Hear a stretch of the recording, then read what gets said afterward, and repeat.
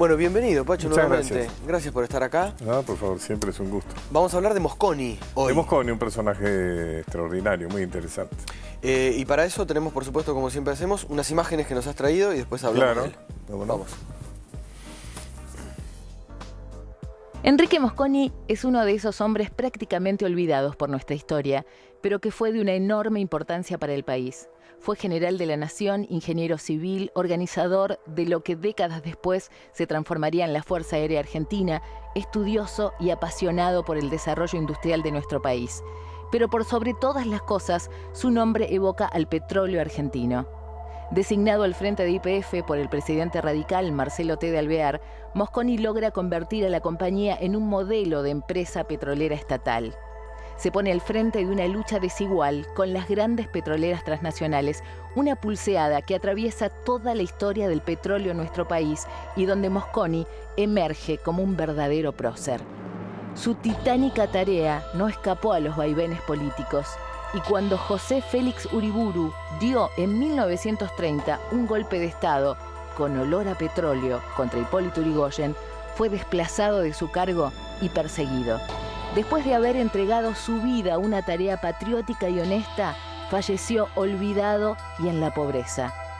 Su cuenta bancaria contaba, al momento de su muerte, con 9 pesos y una hipoteca sin terminar de pagar.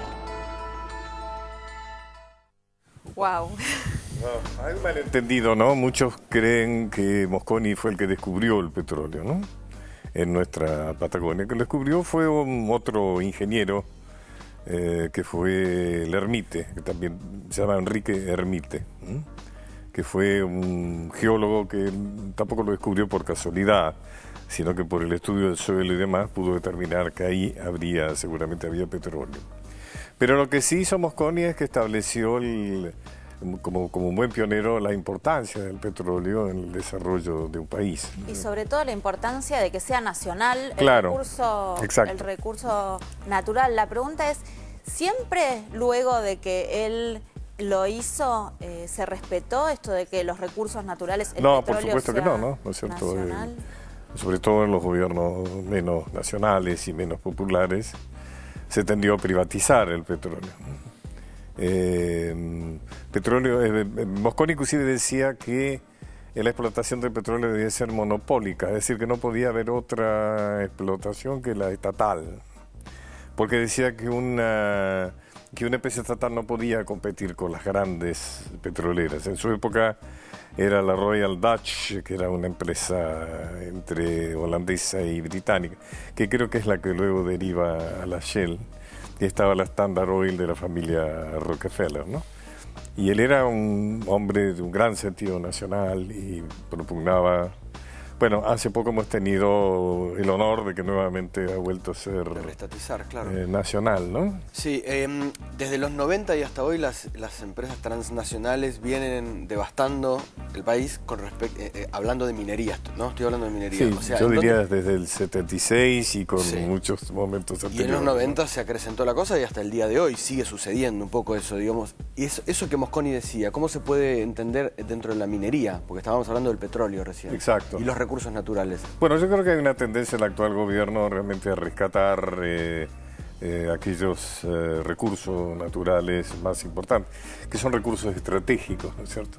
Lamentablemente esta YPF que hemos nacionalizado ahora es una YPF endeudada, mal explotada, porque realmente lo único que hicieron fue extraer el petróleo y no se hicieron porque el petróleo se termina, o sea, los pozos hay un momento, son como baldes, hay un momento que se terminan. Y no se hicieron las exploraciones necesarias para descubrir otros, ¿no es cierto? Y en relación a la minería, la minería es muy importante, ¿no es cierto? La minería que realmente se reconozca que es un recurso importantísimo, ¿no es cierto? Y ahí fíjate vos que hay que tener cuidado con algo. Las organizaciones, las ONGs internacionales, hay que tener cuidado porque muchas veces juegan a favor de los intereses ajenos a los nuestros. Por ejemplo, una campaña muy fuerte en contra de ciertas formas de explotación que en relación pueden estar dirigidas a que se conserve, ¿no es cierto?, el privilegio de las empresas extranjeras e impedir que sean explotadas por el Estado, ¿no es cierto?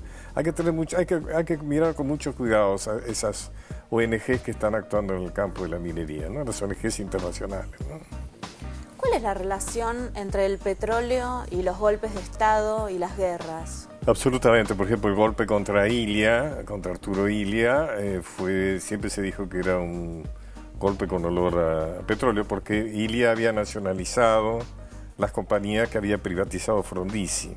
Tal es así que el eje principal de su campaña fue la nacionalización, la renacionalización de las empresas petroleras, ¿no es cierto? Ilia cometió otro pecado, entre comillas, que fue a decir que los medicamentos eran un bien de uso social, es decir, que no debía comerciarse con los medicamentos porque era comerciar con la salud.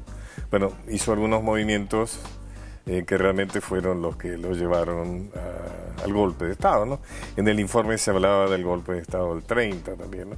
Y no hablemos más allá de nuestra frontera, ¿no es cierto? La invasión de Irak, ¿no es cierto? Hay tantas cosas que tienen, evidentemente, más allá de las justificaciones que siempre se les quieren dar, esas supuestas y nunca encontradas armas de destrucción masiva, y que eso que siempre son humanitarias, siempre son para civilizar. ¿Eso no se juzga después? ¿Eso no se juzga después? Bueno, no hay que después se reconozca, no había. Suficientemente fuertes, ¿no? Bueno, además los organismos, insisto, estoy un poco pesado con esto, los organismos internacionales ya sabemos que generalmente juegan a favor de los países poderosos, ¿no? Bueno, del poder y del dinero además son los que los mantienen económicamente, o sea, se crean lazos muy fuertes entre los organismos internacionales y los países poderosos, ¿no? Sí. Bueno, probablemente dentro de 200 años habrá un espacio como este, revisarán la historia y sacarán sus conclusiones, como hoy vemos a Mosconi. Hay que reivindicar como un gran prócer. a Mosconi.